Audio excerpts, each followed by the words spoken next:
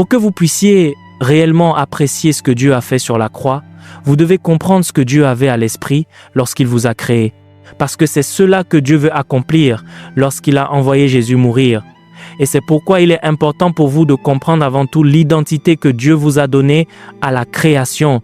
Il a dit « Faisons l'homme à notre image, selon notre ressemblance ». Et il a dit « S'il est capable de faire l'homme à son image et à sa ressemblance, la domination est un sous-produit ». Avant de continuer cette vidéo, juste pour rappeler que nous avons notre livre Les Généraux de Dieu qui est désormais disponible. Si vous voulez connaître plus sur les Généraux de Dieu, si vous voulez connaître leur histoire, qu'est-ce qu'ils ont fait pour avoir cette onction, comment ils ont fait, quelle est leur routine spirituelle, et donc ces 25 biographies, le lien dans la description de cette vidéo pour pouvoir télécharger le livre rapidement. Que Dieu vous bénisse abondamment. La domination est un sous-produit de toute créature qui possède l'image et la ressemblance de Dieu. Et lorsque vous étudiez cette écriture, le mot domination, le mot image et le mot selem. Quand j'ai lu ce mot et que je l'ai étudié, j'ai été surpris. J'ai réalisé que le mot selem est en réalité le mot idole. Et je me suis dit, qu'est-ce qui se passe ici? Ainsi, ceux qui pratiquent le culte des idoles apprenaient en fait une dimension à partir de l'expérience. Il n'est pas étonnant que Dieu soit contre le culte des idoles. Parce que le mot selem est le mot idole. Ce que cela signifie, c'est que l'homme est un vase qui capture Dieu, qui contient Dieu et qui reflète Dieu. Vous savez, quand vous allez dans un sanctuaire et que vous voyez un objet en bois, ce qu'ils essayent de faire, c'est de capturer un démon et de refléter la dimension d'un démon. Et c'est pourquoi Dieu voit d'un mauvais œil le culte des idoles. Parce que lorsque vous allez au sanctuaire, vous ne vous prosternez pas devant du bois. Vous vous prosternez devant un instrument qui contient un démon et reflète un démon. Donc, vous adorez en réalité un démon. C'est ce qui se passe. Le bois est le reflet d'une entité démoniaque. Maintenant, quand Dieu a créé l'homme comme son hôte. Nous avons été conçus pour héberger Dieu et pour refléter Dieu. Donc, si vous vouliez voir Dieu, la manière la plus claire de voir Dieu était de regarder l'homme que Dieu a créé. Il est son image et sa ressemblance. L'homme est donc en réalité la photocopie de la divinité. C'est pourquoi nous possédons les attributs divins de Dieu comme sa justice, comme son amour, comme sa vérité. Il les partage avec nous parce que nous avons été conçus pour refléter Dieu. Sur la base de cela, tout ce qui n'arrive pas à Dieu ne devrait pas être permis de vous arriver. Parce que vous avez été créés pour modeler Dieu. Vous avez été créés pour refléter Dieu. Si Dieu ne tombe pas malade, vous ne devriez pas tomber malade. Cela signifie qu'en ce qui concerne Dieu, la maladie ne devrait pas être une chose que vous négociez. Ce n'est pas permis parce que vous n'avez pas été créé pour l'héberger, car Dieu ne l'héberge pas. En ce qui concerne Dieu, vous ne devriez pas pécher parce que Dieu ne pêche pas. Donc, vous ne devriez pas pécher. Ce n'est pas tolérable dans le contexte de ce que vous avez été créé pour modeler.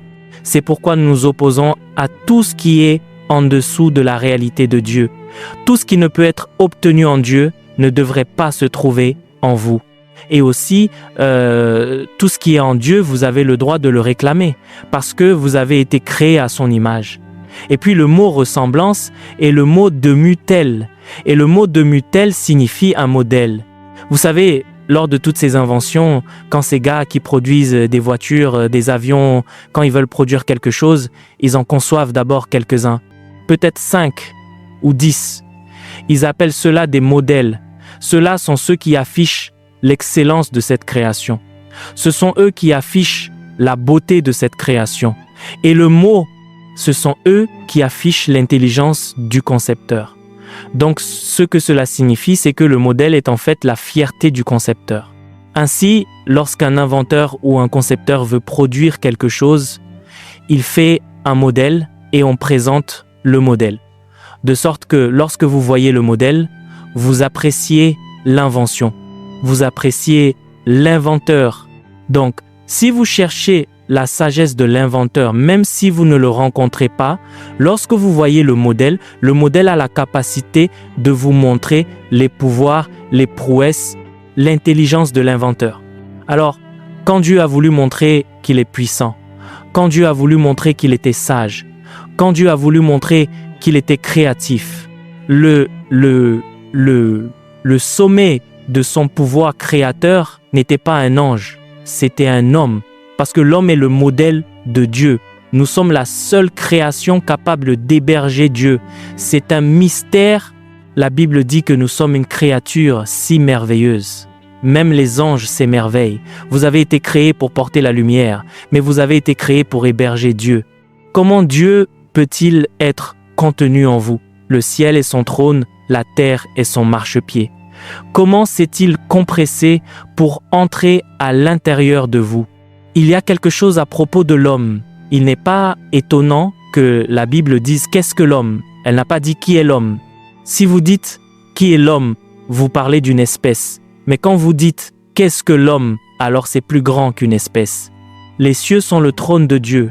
La terre est son marchepied. Cela signifie que l'homme, la dimension interne de l'homme, est plus grande que le ciel et la terre. La plénitude de la divinité habite ici. La plénitude de la divinité habite ici. Comment pourriez-vous manquer de sagesse? Comment pouvez-vous échouer? Comment pouvez-vous être surpris? Comment pouvez-vous être accablé? Comment pouvez-vous être dominé? Dieu habite à l'intérieur de vous. C'est pourquoi il nous a créés pour la gloire. Il est dit, car tous sont péchés et sont privés de la gloire de Dieu. Il nous a donc créés pour marcher dans le royaume de la gloire en tant que modèle de la divinité. Il nous a créés pour opérer exactement comme Dieu. Il nous a créés pour fonctionner exactement comme Dieu. C'est pourquoi les choses que Dieu fait, il les confie à l'homme pour qu'il les fasse. Il a commencé depuis Éden. Il a créé Adam et il a appelé Adam en disant « Nomme-les ». Alors, comment dois-je les appeler? Comment dois-je les nommer? Vous n'avez pas besoin de le demander. C'est à l'intérieur de vous. Cherchez profondément, vous le trouverez. Et quand Adam les a nommés, la Bible dit que le nom qu'il leur a donné était leur nom. Cela signifie que le nom que Dieu prévoyait de leur donner était le nom qu'Adam leur a donné. Il opérait à la fréquence divine. Vous avez été créés pour opérer à la fréquence divine. Regardez la façon dont Pierre l'a formulé dans la deuxième épître de Pierre, chapitre 1, verset 3. Il est dit « comme sa divine puissance ». Il est dit qu'il nous a donné tout ce qui contribue à la vie et à la piété, au moyen de la connaissance de celui qui nous a appelés. Maintenant, quand vous lisez cette écriture, vous pouvez être enthousiasmé par la vie, les choses qui contribuent à la vie. C'est pas cela la beauté. Les choses qui contribuent à la vie, ce n'est pas cela la beauté. Les choses qui contribuent à la piété, c'est bien, mais il y a plus. Il est dit qu'il vous a appelé par sa propre gloire et par sa vertu. Vous avez été appelés à la gloire et à la vertu. Et au cas où vous ne comprendriez pas ce que signifie la gloire, il est ensuite passé au verset 4.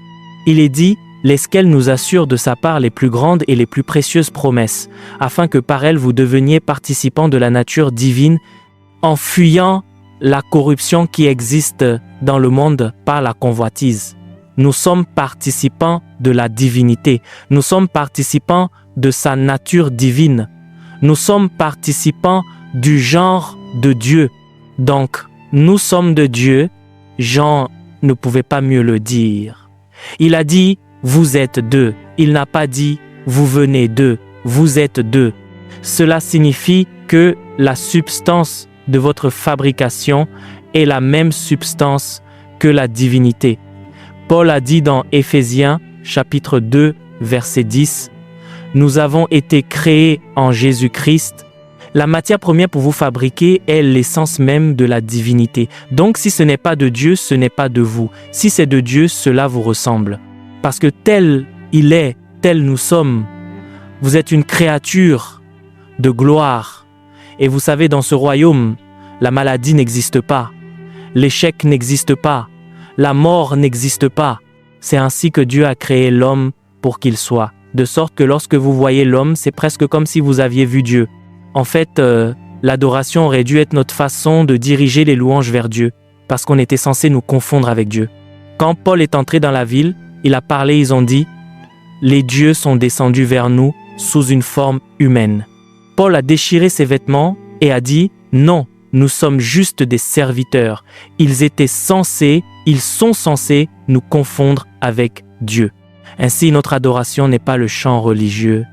Nous devrions tourner les gens vers Dieu et dire « Non, nous ne sommes pas Dieu, il est Dieu, nous sommes sa race. » C'est la vie qui fait que lorsqu'il vous voit, il le voit. Paul a dit « Soyez mes imitateurs comme je le suis de Christ. » Dans la première épître aux Corinthiens chapitre 11, verset 1.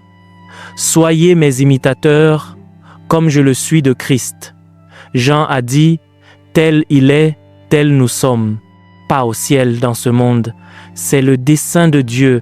Mais voyez-vous, l'homme ne l'a pas réalisé. Et Satan est venu et l'a appâté avec un marché, disant que Dieu sait que vous serez comme lui. Non, monsieur, vous êtes déjà comme lui.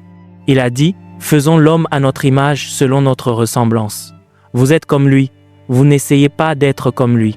Vous êtes comme lui, mais il ne le savait pas. Il n'est pas étonnant que j'ai dit qu'ils n'ont ni savoir, ni intelligence, ils marchent dans les ténèbres. J'avais dit, vous êtes des dieux, vous êtes tous des fils du Très-Haut. Il a dit, cependant, vous mourrez comme des hommes, vous tomberez comme un prince quelconque. Ils ne savaient pas, ils essayaient de devenir ce qu'ils étaient déjà. Ils ne savaient pas. Et ainsi, l'homme s'est rebellé contre Dieu. Parce que vous savez, lorsqu'ils ont étudié ce spécimen appelé l'homme en enfer, il n'y avait rien que l'on pouvait faire pour affecter l'homme. La maladie ne pouvait pas s'attacher à lui. La destruction ne pouvait pas l'affecter. L'échec ne pouvait pas l'affecter. La seule chose qu'ils ont vue qui pouvait affecter l'homme était la rébellion. Parce que la rébellion est une autodestruction. Et ainsi, ils la lui ont vendue. Il l'a acceptée et il est tombé. Et la Bible dit, car tous ont péché. Romains chapitre 6, verset 23. Et sont privés de la gloire. Nous avons donc été créés pour vivre dans la gloire. Nous avons été créés pour fonctionner dans la gloire. Au fond, nous avons été créés pour opérer comme Dieu. Vraiment, oui, c'est ainsi que nous avons été créés. Alors quand Dieu a vu que l'homme était tombé, Dieu a commencé un programme de restauration et ce programme est ce qui a introduit la croix. Ce programme est ce qui a introduit la résurrection. Ce programme est ce qui a introduit l'effusion. Si vous ne savez pas ce que Dieu a conçu, vous allez interagir avec la croix comme avec une chose religieuse. Vous entendrez un bon message. Vous pourriez même pleurer, mais vous n'en comprendrez pas l'implication. L'implication de la croix est que vous deveniez comme Dieu. Ce n'est pas pour que vous vous asseyez à l'église et que vous citiez une écriture. Dans Romains chapitre 8, verset 29, la Bible dit « Car ceux qu'il a connus d'avance, il les a aussi prédestinés à être semblables à l'image de son Fils, afin que son Fils fût le premier-né entre plusieurs frères. » Au verset 30, il nous a maintenant montré la progression. Il a dit « Et ceux qu'il a prédestinés, il les a aussi appelés, et ceux qu'il a appelés, il les a aussi justifiés. » Et il a dit « Et ceux qu'il a justifiés, il les a aussi glorifiés. » La justification est donc le moment où la croix intervient. Il vous a justifié pour vous glorifier. Parce que le plan était que vous viviez dans la gloire. Vous êtes tombé de la gloire. Mais vous êtes de retour à la gloire à cause de la croix. Donc, si vous quittez cette salle et que vous ne vivez pas dans la gloire, vous n'avez pas compris le message. Vous n'avez pas compris le message de la croix juste parce que vous avez obtenu une guérison. Vous n'avez pas compris le message de la croix juste parce que vous avez obtenu une délivrance. Vous comprenez le message de la croix lorsque vous commencez à fonctionner dans la gloire, parce que ce que vous allez découvrir, c'est que après la croix, tout ce que Jésus avait en tant que Fils de Dieu, il nous l'a donné son nom. Il a dit « Allez en mon nom ». Marc chapitre 16, versets 10 à 7. Sa justice, il nous l'a donnée. Deuxième épître aux Corinthiens, chapitre 5, verset 21. Son esprit, il nous l'a donné. Le Saint-Esprit est venu sur nous. Sa vie, il nous l'a donnée. Et cela ne s'est pas arrêté là. Son onction ou son habilitation, il nous l'a donnée. Jésus était oint du Saint-Esprit et de puissance. Actes des Apôtres, chapitre 10, verset 38. Nous aussi, nous sommes oints du Saint-Esprit et de puissance. Jésus nous a donc donné tout ce qu'il avait, parce que le but de la croix est de vous rendre comme Dieu, c'est de vous rendre comme Christ, c'est de vous faire marcher dans la gloire. C'est pourquoi vous devez comprendre la croix, apprécier la croix et vous engager envers la croix. C'est un appel, c'est une habilitation pour une existence glorifiée. Quel est donc le message de la croix? Le message de la croix est simplement le message de la mort de substitution de Jésus et les implications de la mort de Jésus-Christ. La mort de substitution et son implication. Maintenant, lorsque vous étudiez ce message, vous allez découvrir qu'il comporte 3 dimensions. Il y a une dimension historique, il y a une dimension théologique et il y a une dimension essentielle. Et les 3 dimensions sont importantes. La dimension historique est une preuve que ce que la Bible communique n'est pas un conte de fées. Les théologiens, les historiens ont tous fait des recherches et ils sont venus avec des preuves que Jésus est réellement né et que Jésus est mort. Alors, quand nous disons ces choses, c'est pas du fanatisme religieux, c'est un fait. Et Paul l'a affirmé dans la première épître aux Corinthiens, chapitre 15. Si vous lisez du verset 1 au verset 4, il nous a montré que cette réalité a effectivement eu lieu. Je vous rappelle, frères, l'évangile que je vous ai annoncé, que vous avez reçu, dans lequel vous avez persévéré, il a dit « et par lequel vous êtes sauvés, si vous le retenez tel que je vous l'ai annoncé, autrement vous auriez cru en vain. » Au verset 3 et 4, il a dit « Je vous ai enseigné avant tout, comme je l'avais aussi reçu, que Christ est mort pour nos péchés selon les Écritures. » Ainsi, la mort du Christ est un fait historique. C'est pas de la religion, c'est un fait historique. Il existe des preuves, tant scientifiques, et je vais vous montrer une recherche de l'Association médicale d'Amérique. Ils l'ont appelé la mort physique de Jésus-Christ. Je le dirai aux médias quand le moment sera venu, parce que ce sont des faits vérifiables avec des preuves. Il y a donc une dimension historique au message de la croix. C'est pourquoi l'Évangile a du sens pour les érudits. Lorsque vous allez dans un milieu universitaire, ils veulent voir les faits de l'Évangile. Ils ne croient pas au fanatisme religieux. Quoi que vous disiez, ils demandent des faits. Il y a donc une dimension historique qui rend la mort de Jésus vérifiable dans les couloirs universitaires. Mais voyez-vous, il y a aussi une dimension théologique qui nous aide à comprendre pourquoi Dieu a dû établir ce programme de la mort de Christ. Pour que nous en connaissions la signification, pour que nous comprenions les aspects légaux derrière cette mort. Parce qu'il y a beaucoup de gens qui ne connaissent pas les aspects légaux derrière la mort, l'ensevelissement et la résurrection de Jésus. Ainsi, théologiquement, nous recevons une compréhension des aspects légaux de la mort de Jésus. Et si vous lisez votre Bible, il y a plusieurs typologies majeures qui révèlent théologiquement la mort de Jésus, nous montrant les aspects légaux théologiques. La première, c'est la Pâque. Exode chapitre 12. Si vous lisez du verset 5 à 7 et le verset 13, vous allez voir une typologie de la mort de Christ. Quand Dieu a voulu sauver Israël de l'Égypte, il a eu besoin de créer une substitution pour eux. Parce que lorsque l'ange de la mort viendra, il détruira toute l'Égypte. L'ange de la mort ne sait pas comment séparer les gens d'un côté ou de l'autre. Il vient pour une seule mission, détruire tout être vivant. Mais, voyez-vous, Dieu avait besoin de créer un système d'exemption, de sorte que lorsque l'ange de la mort vient et voit le sang, il supposera qu'il a déjà tué cela. Ainsi, la façon dont Israël a échappé n'était pas parce que Dieu les a épargnés. Dieu ne les a pas épargnés. La façon dont Israël a échappé, c'est que l'ange de la mort a pensé qu'ils avaient été tués eux aussi, mais c'était une intelligence. C'est une intelligence de substitution. Quand l'ange de la mort vient et qu'il tue des gens, lorsqu'il arrive à la maison d'Israël et qu'il voit le sang, il supposera que ce travail est déjà fait. Donc, si vous demandez à l'ange de la mort aujourd'hui, tout le monde en Égypte est mort. C'est donc une divine intelligence pour vous exempter de la destruction. C'est pourquoi, lorsque vous comprenez la croix, vous vous dites que cela peut arriver aux autres, mais pas à moi. Que 1000 tombent à mon côté et 10 000 à ma droite, je ne serai pas atteint. De mes yeux seulement, je regarderai et je verrai la rétribution des méchants. C'est pourquoi nous sommes exemptés. 10 personnes sont mortes dans le bus, vous en êtes sortis, L'avion a tué tout le monde, vous en êtes sorti. Même vous, vous ne savez pas comment vous en êtes sorti. C'est un mystère qui dépasse votre compréhension. La mort est passée, mais vous avez échappé. C'est un mystère. C'est un mystère. Parce que selon la justice divine, Dieu ne peut pas simplement vous regarder et dire « Viens ». Non, il se renierait lui-même. J'enseignais, monsieur, et je dis aux gens « Aucun esprit ne pardonne ». Les esprits ne savent pas comment pardonner. Il n'y a aucun esprit qui a la capacité de pardonner. Dans le royaume des esprits, c'est le royaume de la rétribution. Chaque fois qu'un esprit vous dit « Je te pardonne », quelqu'un a payé le prix. C'est pourquoi, dans la croix, vous avez ce que nous appelons l'expiation et la propitiation.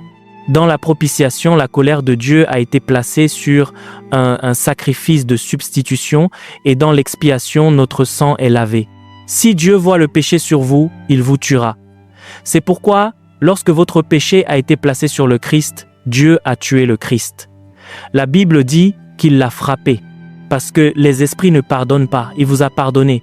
Le mot pardonner est le mot aphésis. Cela signifie laver.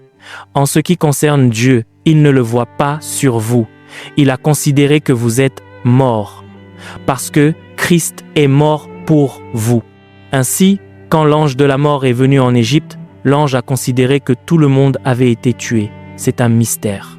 C'est pourquoi vous comprenez que lorsque nous regardons la croix, nous déclarons que parce qu'il est pendu, je ne serai pas pendu, parce qu'il est mort, je ne mourrai pas, parce qu'il a été tué, je ne serai pas tué, parce qu'il a été brisé, je ne serai pas blessé, parce que c'est par ses meurtrissures que je serai guéri. C'est une compréhension, c'est un mystère. C'est de là que vient la foi, de la compréhension des aspects légaux. La deuxième typologie est le serpent d'airain. Lisez votre Bible. Dans la première épître aux Corinthiens, chapitre 5, verset 7, la Bible appelle Jésus notre Pâque.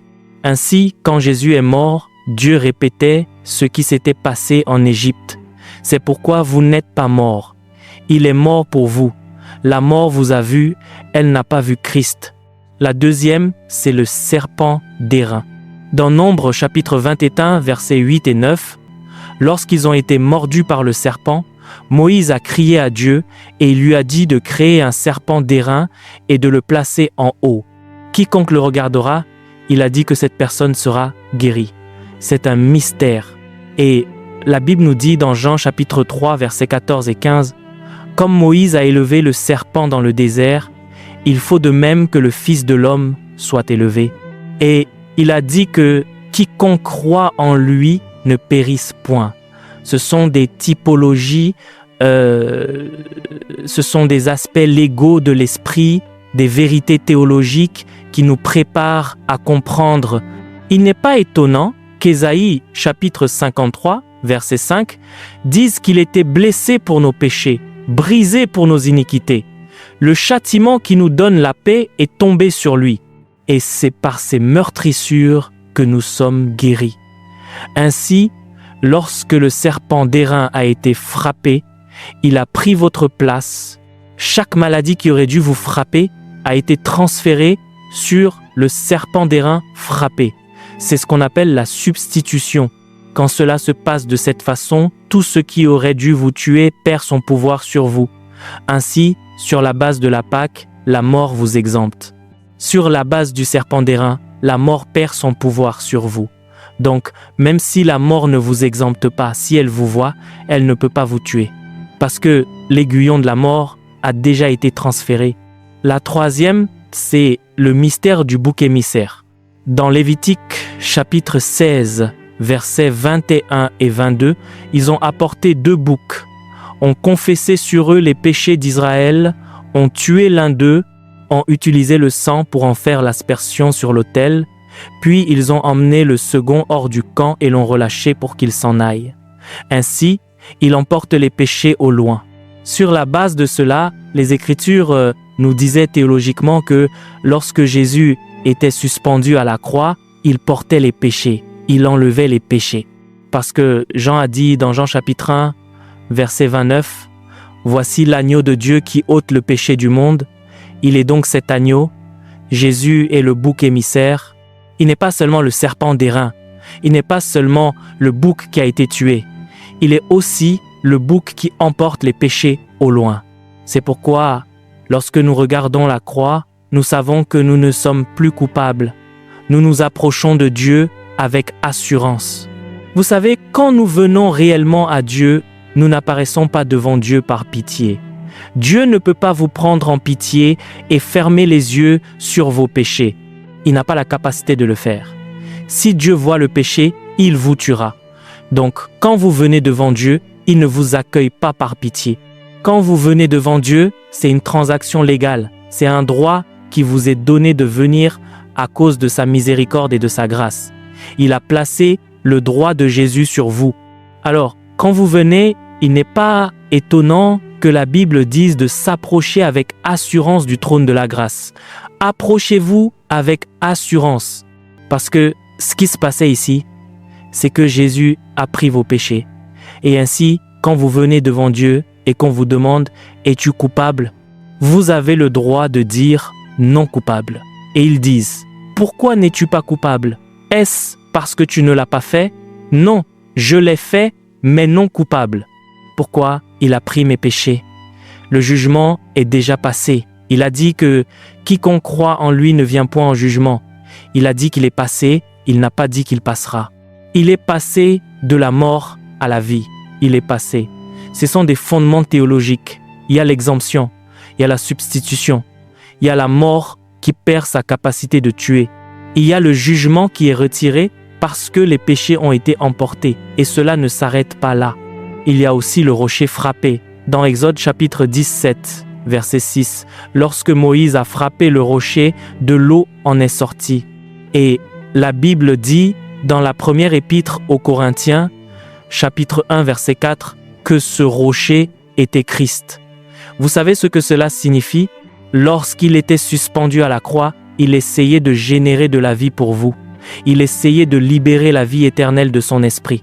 Parce que s'il n'y a pas de croix, il n'y a pas de résurrection. La raison pour laquelle la vie de Dieu n'est plus seulement en Christ, mais disponible pour nous tous, c'est parce qu'à la croix, lorsqu'il a été brisé, il a été fendu. Et lorsqu'il a été fendu, la vie a coulé de lui. Ainsi, cette vie est maintenant disponible pour l'humanité. C'est un buffet. Chacun peut venir et se servir. Venez acheter du vin sans argent. Venez et prenez de la nourriture. Vous n'avez pas besoin d'argent pour cela, c'est gratuit. Lorsqu'il a été frappé, il a été ouvert, afin que vous et moi puissions avoir accès à la vie. Ce sont les fondements théologiques du message de la croix.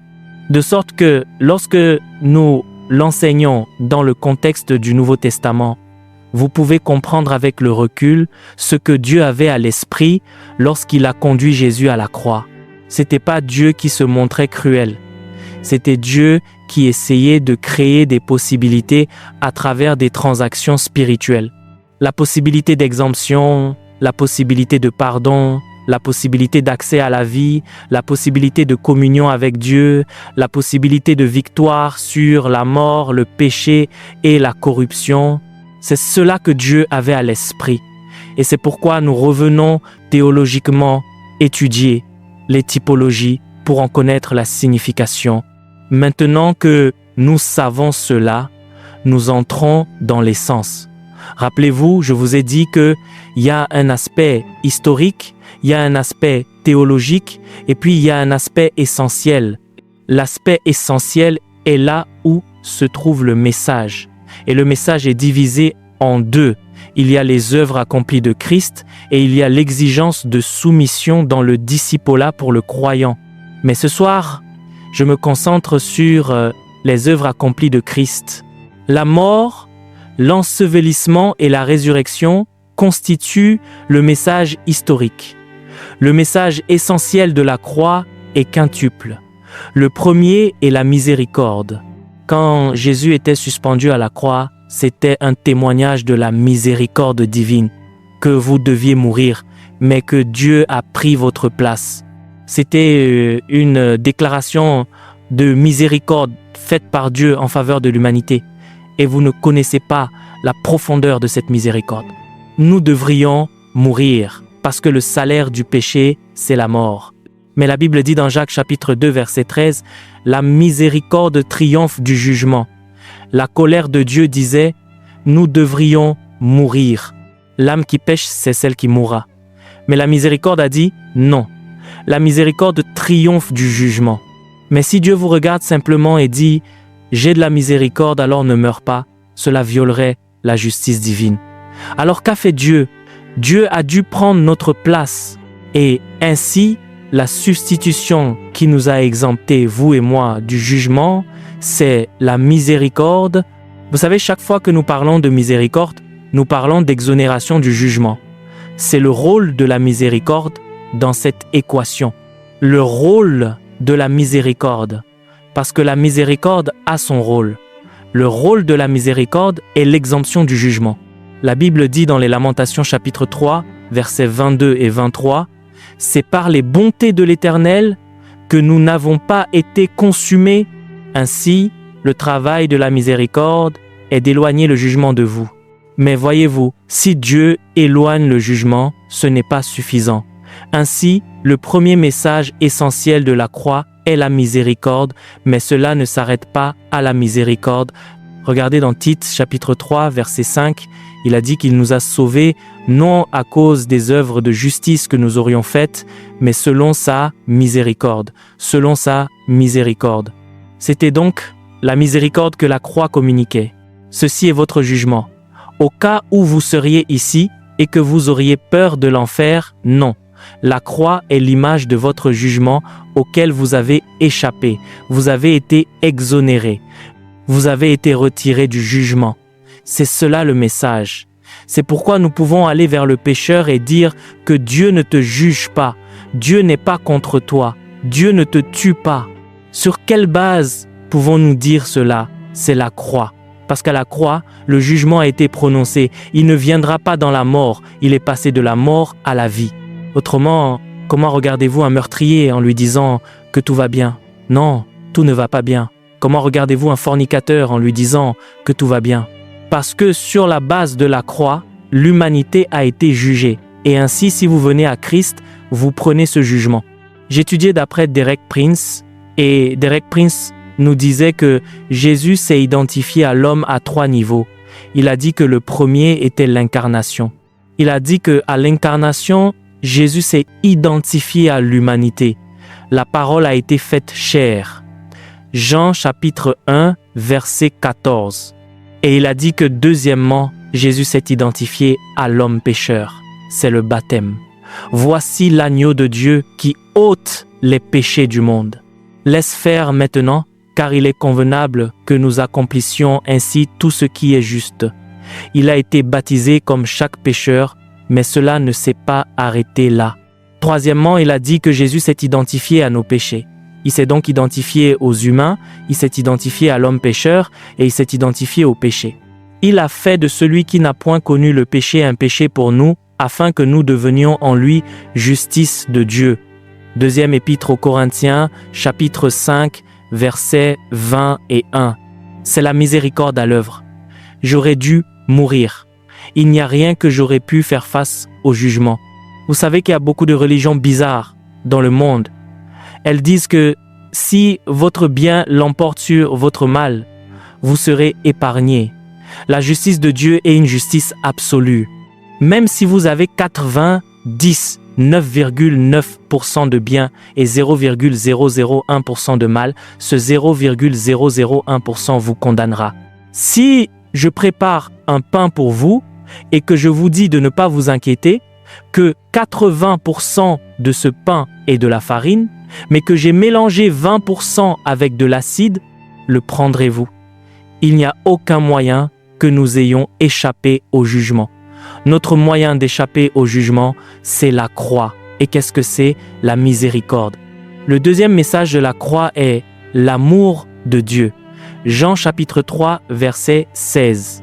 Il a dit, car Dieu a tant aimé le monde qu'il a donné son Fils unique, afin que quiconque croit en lui ne périsse point, mais qu'il ait la vie éternelle. Romains chapitre 5, verset 8 dit, « Mais Dieu prouve son amour envers nous, en ce que, lorsque nous étions encore des pécheurs, Christ est mort pour nous. C'est un témoignage de l'amour de Dieu. Et vous n'apprécierez pas cela tant que vous ne saurez pas qui meurt pour vous. Dans Philippiens chapitre 2, du verset 5 au verset 9, nous voyons l'étendue de la démonstration de l'amour de Dieu. Il s'agit du roi des rois. Il s'agit du Seigneur des seigneurs. Il s'agit du Dieu des extrémités de la terre, le Créateur de l'univers. Le Créateur s'est soumis pour être malmené par la création. Maintenant, si vous ne connaissez pas la gloire, vous ne comprendrez pas ce que nous disons. Mais allez demander à votre président de démissionner à cause de vous. Vous commencerez à comprendre. Ou demandez à un milliardaire qui profite de la vie de renoncer à sa richesse pour vous sauver. Vous commencerez à comprendre pourquoi les hommes s'accrochent au pouvoir. Le pouvoir ronge l'âme. Et si vous regardez à travers le monde, vous verrez des hommes qui détiennent le pouvoir. Voyez comment ils s'y accrochent. J'étudiais le cas de certains présidents du monde. Oh mon Dieu! J'ai vu la façon dont le président américain voyage. J'ai secoué la tête. Lorsqu'il quitte la Maison-Blanche, l'hélicoptère Marine One le transporte à l'aéroport. C'est un hélicoptère militaire. Et lorsque Marine One vole, il y a plus de 6 avions F-35 qui l'escortent. Vous savez ce qu'on appelle un F-35? Un seul vaut plus de 40 millions de dollars. Un seul F-35, 6 d'entre eux escortent le Marine One au cas où quelqu'un voudrait s'en prendre à lui. Et lorsqu'il vole, il y a une couverture de périmètre. Aucun avion ne bouge.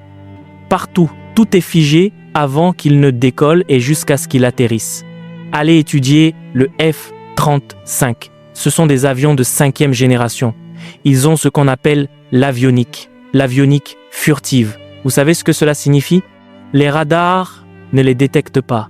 Lorsqu'ils passent, vous ne le saurez pas jusqu'à ce qu'ils vous détruisent. Lorsqu'ils retournent à la base, nous apprenons qu'ils vous ont détruit. Le radar ne peut pas les détecter. Ils passent simplement, causent des ravages et s'en vont. Et puis, lorsqu'il arrive à l'aéroport, il monte à bord d'Air Force One, l'escorte. Maintenant, dans n'importe quel pays où il se rend, toutes ces voitures sont transportées par le C-25 Globemaster. Donc, s'il vient dans votre pays, il n'y a aucune voiture dans votre pays qui puisse le conduire. Ils doivent donc apporter la Cadillac One ou la Bestiole, 2 d'entre elles, avec 6 autres véhicules dans votre pays. Les voitures atterrissent, attendent, puis il atterrit. Et puis, lorsqu'il atterrit, votre aéroport est figé. Il atterrit et sur chaque rue où il passe, de 15 à 30 minutes avant, personne ne passe. Donc, si la route passe devant chez vous, soit vous partez tôt, soit vous êtes enfermé chez vous dans votre propre pays parce que le président d'un autre pays est en train de passer. Est-ce là la personne qui dira « Je t'aime » et qui quittera le trône pour vous? Non. Non. Celui dont nous parlons est plus grand que tous les présidents du monde réunis. Tous les monarques, tous les présidents réunis. Il est plus grand qu'eux. Et tout cela à cause de vous. À cause de vous. Vous voyez ce que dit la Bible? Allez au verset 5 de Philippiens chapitre 2. Si nous avons le texte, lisons-le. À cause de vous, celui qui est plus grand que les monarques, plus grand que les présidents, à cause de vous, la Bible dit, ayez en vous les sentiments qui étaient en Jésus-Christ. Il dit au verset 6, s'il vous plaît, aidez-moi rapidement, lequel, existant en forme de Dieu, n'a point regardé comme une proie à arracher d'être égal avec Dieu. Il n'a pas pensé qu'il devait s'accrocher aux avantages de ce statut quoi qu'il arrive. Au verset 7, il est dit, pas du tout. Mais il s'est dépouillé lui-même. Oh mon Dieu, les privilèges de la divinité. Vous savez ce que sont ces privilèges? Il siège sur le trône. Tout ce qu'il dit s'accomplit. Tous les anges l'adorent. Toute la création l'adore. Les chiens, les oiseaux, le bétail, les volailles, les moustiques, tout le monde s'incline. La Bible dit que pour toujours et à jamais, les 4 êtres vivants crient « Saint, Saint, Saint ». Il est dit que les 24 vieillards se prosternent sur leur face. Ils jettent leur couronne Jour et nuit, pour toujours et à jamais, il crie « Saint, Saint, Saint est le Seigneur ». La Bible dit que il a mis de côté le trône du ciel. Il a mis de côté l'adoration due à Dieu. Il a mis de côté la puissance de la divinité. Il a mis de côté cela à cause de qui? À cause de moi. Les privilèges de la divinité. Et il ne s'est pas contenté de mettre cela de côté. Il est dit qu'il a pris une forme de serviteur. Il n'est pas seulement devenu un humain, il est devenu un esclave parmi les hommes. Oh mon Dieu! Comment le roi des rois peut-il devenir un esclave? Comment le créateur de la terre peut-il devenir un esclave au milieu de la création? Il est devenu un esclave. Et pas seulement un esclave. La Bible dit qu'il est devenu obéissant jusqu'à la mort, même la mort de la croix. Il est mort comme un criminel, nu devant sa mère. Oh! Quand ils sont venus pour l'arrêter, il a dit à Pierre, « Remets ton épée à sa place. Si je voulais, je pourrais maintenant prier mon Père qui me donnerait plus de 12 légions d'anges. » Il pouvait appeler 12 légions, mais il a mis cela de côté. Ils l'ont arrêté. Vous arrêtez le Maître. Vous arrêtez le Roi des rois. Jésus a dit, « Ce commandement, je l'ai reçu de mon Père. » Il a dit, « Personne ne m'ôte la vie, mais je la donne de moi-même. J'ai le pouvoir de la donner et j'ai le pouvoir de la reprendre. » Il s'est laissé faire. Vous savez, quand il est venu vers eux, il a dit, « Qui cherchez-vous » Ils ont répondu, « Jésus de Nazareth. » Il a dit, « C'est moi. » Ils ont reculé et sont tombés par terre. Mais il s'est rendu, ils ont craché sur lui, ils lui ont arraché les cheveux, ils l'ont battu, ils lui ont donné des coups de pied. Oh, vous devez voir ce qui lui est arrivé. Avons-nous l'image? Où sont les médias? Montrez-moi l'endroit où ils l'ont attaché au pilier, le Dieu nu. Ils ont arraché le vêtement de Dieu. Ils ont attaché Dieu à un pilier et ils le flagellaient. Les lanières qu'ils utilisaient pour le fouetter contenaient des os, des morceaux de métal. Allez à celle où ils l'ont attaché au pilier. Quand ils l'ont fouetté, sa peau s'est arrachée. C'est Dieu. Quand vous regardez le film de Mel Gibson, ils lui ont mis un vêtement. Il était nu. Partout où ils ont fouetté Dieu, la peau s'est décollée. Comment le Créateur peut-il être molesté par la création? Ils ont craché sur lui. L'écriture qui décrit cet acte se trouve dans Ésaïe. Si vous lisez Ésaïe chapitre 52 verset 14, ils lui ont arraché la barbe, ils ont craché sur lui. Pouvons-nous avoir cette écriture? Eh bien, nous y reviendrons. Pouvons-nous avoir Ésaïe chapitre 52 verset 14? Si vous avez la version, aidez-moi. Ô mon Dieu, le Maître. Il est dit, de même qu'il a été pour plusieurs un sujet d'effroi, tant son visage était défiguré, tant son aspect était différent de celui des fils de l'homme. Vous savez ce que cela signifie? Le dédain. Il est dit qu'ils l'ont rejeté. Ils ont dit qu'il ne ressemblait même plus à un être humain. Quand ils ont eu fini de s'en prendre à lui, même un porc avait une meilleure apparence que lui. Ils ont ruiné son visage, ils l'ont défiguré au-delà de toute reconnaissance. Donc quand ils ont fini de le punir, quand vous le voyez, vous demandiez quelle est cette créature, qu'est-ce que c'est que cet animal? Il ne ressemblait pas à un être humain, il était défiguré. Et dans cet état de visage défiguré, ils lui ont donné une croix et il a marché sur près d'1 kilomètre. Dieu était impuissant. Dieu est tombé 3 fois. Dieu, les gens regardaient et se moquaient. Les gens voulaient aider Dieu. Certains lui essuyaient le visage. Dieu. Et la Bible appelle cela de l'amour. C'est pourquoi Jésus a dit, « Il n'y a pas de plus grand amour que de donner sa vie pour ses amis. » Il ne s'est pas contenté de donner sa vie. Il l'a donnée dans la honte comme un criminel. Et puis, ils ont suspendu Dieu à la croix. Pendant 6 heures, regardez l'image de la croix. Celle que vous avez vue dans le film, il était suspendu tout droit. On ne suspend pas les gens tout droit. Quand les gens sont suspendus à la croix, ils sont repliés sur eux-mêmes parce qu'on ne peut même pas rester droit. Vous êtes suspendus. Ce que cela signifiait, c'est que son diaphragme était compressé. Il ne pouvait pas respirer. Chaque fois qu'il voulait respirer, il devait s'appuyer sur le clou de ses poignets pour se redresser et respirer, et cela a duré 6 heures. C'est de l'amour. C'est de l'amour pour vous et moi. Quand ils lui ont mis une couronne, c'était des épines. Et le moment est venu. La plus grande de toutes les persécutions a été lorsque le Père lui a tourné le dos et qu'il a crié « Éloi, Éloi ». Dans l'histoire de la divinité, ils ne s'étaient jamais séparés.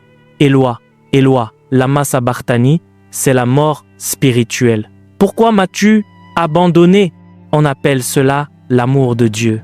Savez-vous pourquoi nous sommes audacieux lorsque nous sortons? La Bible dit dans Romains chapitre 8, verset 32, « Lui qui n'a point épargné son propre Fils, mais qui l'a livré pour nous tous, comment ne nous donnera-t-il pas aussi toutes choses avec lui? C'est pourquoi, lorsque je formule des demandes, je n'ai pas peur, car le plus grand amour a été démontré. Il n'y a rien que Dieu ne puisse me donner. Il m'a donné le Christ, et il m'a donné le Christ avec tout le reste. C'est pourquoi vous devriez tous demander n'importe quoi à Dieu, parce que lorsqu'il a donné le Christ, il a donné ce qu'il avait de meilleur pour vous. Voyez-vous pourquoi des gens comme nous, vous ne pouvez pas me regarder et me dire « Hé, va-t'en, je ne t'aime pas ». Votre amour ne signifie rien, monsieur. J'ai l'amour du Père. Il y a quelqu'un qui est engagé dans une relation. On lui dit « À moins que tu ne forniques avec moi ». Il refuse. Il met fin à la relation. Il pleure. Nous ne pouvons pas avoir le cœur brisé, monsieur. Nous sommes trop aimés pour avoir le cœur brisé. Trop aimés, trop aimés, trop aimés pour avoir le cœur brisé. Trop aimés. Vous m'avez licencié d'un emploi? Je ne pleure pas, monsieur. Je suis trop aimé. C'est vous qui m'avez perdu. C'est une révélation de la croix. Voilà ce que je repars à Dieu. Dieu peut endurer la honte pour moi. Dieu peut endurer la mort pour moi. Dieu peut endurer le déshonneur pour moi. Il m'aime d'un amour éternel. Il m'aime, il m'aime. Le deuxième message de la croix est le message de l'amour de Dieu. C'est de là que vient la foi. C'est pourquoi je dis que la foi est agissante par l'amour. Quand vous voyez cela, chaque fois que vous vous tenez debout, Dieu ne permettra pas que je sois couvert de honte. Oh, nous voyageons à travers le monde. Il y a des moments où nous sommes testés. Des défis nous sont imposés. Je prêchais au Pakistan. Ils ont annoncé qu'un guérisseur arrivait. Je suis venu. Je ne ressentais pas l'onction, monsieur. J'ai fini de prêcher. Personne n'a été guéri. Je leur ai dit, fermez les yeux. Je voulais m'échapper. Et Jésus a chuchoté, parce que je vis, tu auras une descendance demain. J'ai dit, Dieu ne m'a pas envoyé au Pakistan pour être couvert de honte. Au moment où j'ai entendu cela, la foi a commencé à grandir. J'avais encore peur, mais la foi a commencé à grandir. Immédiatement, une femme a crié, je peux voir. Immédiatement, une autre a crié, je peux entendre. C'est l'amour du Père. Vous devez être persuadé que Dieu vous aime. Cet acte est la plus forte déclaration d'amour jamais entendue dans l'univers. Il n'est pas seulement mort pour vous. Il est dit qu'en vue de la gloire qui lui était réservée, il a souffert la croix. Mais devinez quoi? Quelle est cette gloire? C'est notre manifestation. Jésus ne cherche pas à recevoir quoi que ce soit. Il est Adonai. Il est le roi des rois. C'est nous qui sommes la gloire. Asseyez-vous un moment. Pouvez-vous vous incliner et remercier le Seigneur de vous aimer? Peut-être que vous ne le saviez pas, mais maintenant vous le savez. Il vous aime. Il a dit que même les cheveux de votre tête sont tous comptés. Il vous aime. C'est pourquoi ce cancer ne vous tuera pas. C'est pourquoi, lorsque vous sortirez, vous ne serez pas couvert de honte. Vous ne mourrez pas à cause de la crise économique. Il vous aime trop pour vous laisser couler. Il n'y a pas de sacrifice sans ton sang. Tout cela, tu l'as fait pour moi. Pas de moi sans toi. Pas de trône sans la croix. Il n'y a pas de sacrifice sans ton sang. Tout cela, tu l'as fait pour moi. Pas de moi sans toi. Pendant qu'il faisait cela, voyez-vous le problème? Quelqu'un l'observait peut-être et s'apitoyait sur lui. Mais voyez-vous, ce qui se passe là s'appelle la puissance. Parce que la croix ne l'a pas retenu. C'est lui qui a tenu la croix. la mort ne l'a pas emporté. Il a vaincu la mort. Ce qui se passe ici n'est pas de la faiblesse, c'est de la puissance. Parce que lorsque vous étudiez le message, vous allez découvrir que le troisième message de la croix est le message de la puissance. Jésus n'a pas été retenu par la croix. Il a tenu la croix. La mort ne l'a pas emporté. Il a emporté la mort. Vous savez pourquoi? Pendant qu'il était suspendu ici, 3 choses se passaient. Premièrement, il écrasait Satan. La prophétie s'accomplissait. La Bible dit dans Genèse chapitre 3, verset 15, « La postérité de la femme écrasera la tête du serpent. » C'est là qu'il a écrasé le serpent. Vous savez pourquoi? Dans Colossiens chapitre 2, verset 15, la Bible dit « Il a dépouillé les dominations et les autorités. » Il n'y avait aucun moyen pour lui de combattre Satan. Non, s'il avait combattu Satan en tant que Dieu, cela aurait été injuste. Donc, la façon dont il a traité Satan a été de devenir un homme. C'était de s'identifier à l'humanité, s'identifier à l'homme pécheur, s'identifier au péché. Il avait donc perfectionné le statut d'un homme. C'est dans cette condition qu'il est allé vers Satan. Vous savez que Satan a eu besoin de le combattre en premier. Il était sur la montagne de la tentation. Satan est venu. Si tu es le Fils de Dieu, ordonne que ces pierres deviennent des pains. Il a dit, ce n'est pas ainsi que nous le prouverons. Si je le prouve ici, on aura l'impression que je l'ai fait parce que j'étais Dieu. C'est après que le Père lui a tourné le dos, après qu'il a été abandonné. Lorsqu'il est devenu un homme, en effet, c'est à ce moment-là qu'il a démontré sa puissance. La Bible dit qu'il est descendu au séjour des morts. Il est allé sur le terrain de Satan. Il est allé au quartier général de Satan. Il n'a pas combattu Satan dans le ciel. Non, c'est Michel qui a fait cela. Il n'a pas combattu Satan sur la terre. Non, c'est Michel qui a fait cela. Quand il a voulu combattre Satan, il est allé en enfer. Et en enfer, la Bible dit, ayant dépouillé les dominations et les autorités. Ayant dépouillé les dominations et les autorités. Il les a livrées publiquement en spectacle, en triomphant d'elles par la croix. C'est pourquoi, lorsqu'il est ressuscité des morts, il a dit, « Je vous salue, tout pouvoir m'a été donné dans le ciel et sur la terre. » S'il n'était pas allé à la croix, il ne serait pas allé au tombeau. Il n'aurait pas pris la clé de la mort. Il n'aurait pas pris la clé du séjour des morts. Il a dû y aller pour vaincre Satan. Vous savez pourquoi? Nous les chassons parce que la bataille est terminée. Il a vaincu Satan, mais il n'a pas emporté la victoire au ciel. Il n'en avait pas besoin. Au ciel, il est Elohim. Au ciel, il est El Elyon. Au ciel, il est le Dieu des armées. Il n'en avait pas besoin. Nous sommes ceux qui en ont besoin. Lorsqu'il a vaincu Satan, il a dit, « Vous y allez en mon nom. Allez-y en mon nom. Allez-y en mon nom. » C'est pourquoi nous chassons les démons. Nous chassons Satan. Nous luttons contre les principautés et les puissances. Aucun d'entre eux ne peut nous conquérir parce qu'à la croix, Satan a été écrasé. Oh mon Dieu! J'adore quand je chasse les démons. Cela montre la domination de la lumière sur les ténèbres. J'adore quand je chasse les démons. Cela montre la domination de Christ sur Satan. Il a écrasé Satan. Il a écrasé Satan. Quoi qu'il arrive dans votre vie, si vous vérifiez et que Satan est derrière, remerciez Dieu. Cela signifie que ce n'est pas une bataille. Vous ne vous battez pas pour gagner. Vous combattez à partir de la victoire. Vous combattez à partir de la victoire. Tout ce que vous avez à faire, c'est au nom de Jésus. Satan se souvient de la bataille. Il y avait une arène dans l'Hadès. Il a conquis Satan, il a conquis la mort, il a conquis la tombe. C'est cela, la puissance de la croix. Il a conquis Satan. Il a pris la clé de la mort. Il a pris la clé de la tombe. Il a pris la clé de l'Hadès. Et quand il est venu vers nous, il nous a remis cette puissance. La croix est notre victoire sur Satan. C'est là qu'il a été écrasé. Et devinez quoi? Il ne s'est pas arrêté là. Il ne s'est pas arrêté là. Vous savez ce qu'il a fait? Il nous a maintenant transférés du royaume de Satan au royaume de la lumière. C'est pourquoi la Bible dit dans Colossiens 1, 12, 13 et 14 « Rendons grâce au Père qui nous a rendus capables de participer à l'héritage des saints dans la lumière, qui nous a délivrés de la puissance des ténèbres et nous a transportés dans le royaume du Fils de son amour.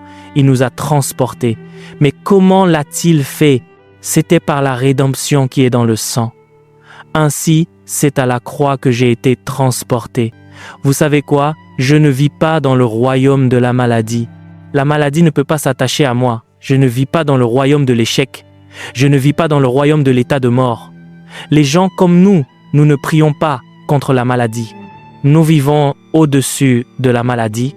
Nous vivons au-dessus d'elle. Est-ce qu'un homme prierait pour ne pas être enceinte?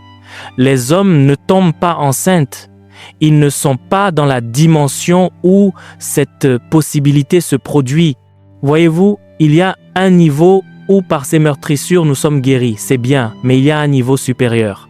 Il y a un niveau où ce même esprit qui a ressuscité Jésus d'entre les morts vit en nous. Nous vivons au-dessus de cela. Il y a un endroit où les hommes ne prient pas pour ne pas être enceintes. Je ne prie pas pour ne pas être malade. Je ne tombe pas malade. Je ne prie pas pour ne pas être démonisé. Les démons ne peuvent pas me démoniser. C'est une révélation. C'est une révélation. C'est une certitude absolue. Je conclus. La croix est un message de miséricorde. La croix est un message d'amour. La croix est un message de puissance. Et la croix est un message de sagesse. Vous savez ce que Satan a fait quand ils ont arrêté Jésus? Satan se pavanait, nous l'avons eu. Quand ils l'ont jugé, Satan était là, il le giflait, lui crachait dessus. Satan disait, oui, nous l'avons eu. Quand il le flagellait, Satan célébrait. Il ne savait pas ce qui se passait. Il n'en avait aucune idée. Quand ils l'ont poignardé, il ne savait pas. Jésus les a alors aidés et a dit, « Père, je remets mon esprit entre tes mains. » Ils ne l'ont pas tué, ils ne l'ont pas brisé. Il a rendu l'âme. Il a commandé son départ. Lorsqu'il est ensuite entré dans l'Hadès, tous les démons se sont ligués. Je croyais que tu disais que tu étais le Fils de Dieu. Je croyais que tu chassais les démons. Tu guérissais les malades. Comment es-tu arrivé ici? Jésus est resté silencieux. Il n'a rien dit. Jour 1, jour 2, jour 3. C'est le 3e jour que l'action a commencé. Soudain, il s'est levé dans la tombe et tous les démons ont été choqués. Quand il s'est levé, il a tenu celui-ci, le mal. Il a tenu celui-là. Il a récupéré la clé de la mort, a récupéré la clé de l'Hadès et les a tous démantelés. C'est alors que Satan a commencé à regretter. Si nous avions su, nous l'aurions laissé sur terre. Comme si cela ne suffisait pas, quand il est sorti, la vie qu'il avait, il nous l'a donnée. Le nom qu'il avait, il nous l'a donné. La puissance qu'il avait, il nous l'a donnée. Vous savez ce qui s'est passé? Satan n'avait affaire qu'à lui seul. Maintenant, il s'est multiplié. Satan était, devinez quoi? Devinez quoi? Satan a dit, nous aurions dû le laisser à Nazareth. Maintenant, il n'est plus à Nazareth. Il est au Nigeria. Il est en Afrique du Sud. Il est au Canada. Il est au Mexique. Il est en Zambie. Il est en Ouganda. Il est en Tanzanie. Qu'avons-nous fait? Regardez ce que dit la Bible. 1 Corinthiens 2, du verset 6 au verset 8. Nous prêchons la sagesse parmi les parfaits, sagesse qui n'est pas de ce monde, ni des princes de ce monde qui vont être anéantis. Il a dit, sagesse qu'aucun des princes de ce monde n'a connue, car s'ils l'eussent connue, ils n'auraient pas crucifié le Seigneur de gloire. Il y a 2000 ans, seul Jésus chassait les démons. Seul Jésus guérissait les malades. Mais au moment où il est allé à la croix, il a été distribué en chacun de nous. Donc maintenant, il y en a plus d'1 million qui chassent les démons. Satan a commencé à regretter parce que la croix est la sagesse de Dieu. Ainsi, dans 1 Corinthiens 1, 23 à 25, Paul a dit « Nous prêchons Christ crucifié, scandale pour les Juifs et folie pour les païens. » Il a dit « Mais puissance de Dieu et sagesse de Dieu pour ceux qui sont appelés tant juifs que grecs. » L'un des plus grands regrets de l'enfer est que Jésus ait été crucifié. Ils avaient la clé de la mort. ils avaient la clé de l'enfer. Mais maintenant, ils l'ont perdue. Et maintenant, ce n'est plus seulement Jésus qui chasse les démons. Nous tous chassons les démons. Ce n'est pas seulement Jésus qui guérissait les malades. À travers lui, nous tous guérissons les malades. Il nous a multipliés. Jésus a dit une parabole qu'ils n'ont pas comprise. De même que le Fils de l'homme doit être élevé. Ils ne savaient pas qu'il parlait du serpent d'airain. De la même manière, il a été crucifié. Il a dit, quand il sera élevé, il attirera tous les hommes à lui. Si le grain de blé qui est tombé en terre ne meurt, il reste seul. Ainsi, avant la croix, Jésus était seul. Après la croix, nous sommes devenus nombreux. C'est pourquoi lorsqu'il est ressuscité, il a dit, « Allez dire à Pierre et aux disciples, je monte vers mon Dieu et leur Dieu, mon Père et leur Père. » Avant la croix, il était le Fils unique de Dieu. Après la croix, maintenant nous sommes les fils de Dieu. Maintenant nous sommes les fils de Dieu. Que quelqu'un pousse un cri de joie. Et enfin, le message de la croix est le message de la grâce de Dieu. C'est là que vient l'activation de la puissance. Cette vérité n'est pas de la théologie. C'est un message qui donne du pouvoir. Et ainsi Éphésiens 4:7 dit « En lui nous avons la rédemption par son sang, la rémission des péchés, selon la richesse de sa grâce. » C'est la puissance pour vivre au-dessus du péché. C'est la puissance pour vivre au-dessus de la maladie. C'est la puissance pour vivre au-dessus du système du monde. C'est la puissance pour vivre au-dessus de Satan. Et c'est la puissance pour vivre à la gloire de Dieu. Ainsi, partout où nous allons maintenant, nous manifestons l'odeur de sa volonté parce que la croix nous a apporté la grâce. C'est pourquoi il a dit dans Éphésiens 2, 8 et 9, « Car c'est par la grâce que vous êtes sauvés. » Il a dit, « Cela ne vient pas de vous, c'est le don de Dieu. Il nous a fait grâce. Il nous a donné la puissance. Vous n'êtes pas faible. Vous n'êtes pas une victime. Vous n'êtes pas vaincu. Il y a quelque chose à l'intérieur de vous. La croix vous a ouvert pour que Dieu puisse vous remplir, pour que vous puissiez faire ce que Dieu fait. Dans Jean 14:12, il a dit, « Les œuvres que je fais, il a dit, vous les ferez aussi et vous en ferez de plus grandes que celles-ci. » Et pour que ce ne soit pas seulement de la théologie, les apôtres l'ont manifesté, et c'est pourquoi vous n'avez pas vu les messages des apôtres. La Bible appelle cela les actes, parce que nous avons maintenant reçu cette puissance. Jésus a imposé les mains aux malades. Pierre a imposé son ombre. Paul a imposé des mouchoirs. C'est une puissance sans fin. C'est la grâce. Ainsi, à la croix, la miséricorde vous a exonéré du jugement. L'amour a motivé Dieu à mourir pour vous. La grâce a poussé Dieu à fournir le Christ.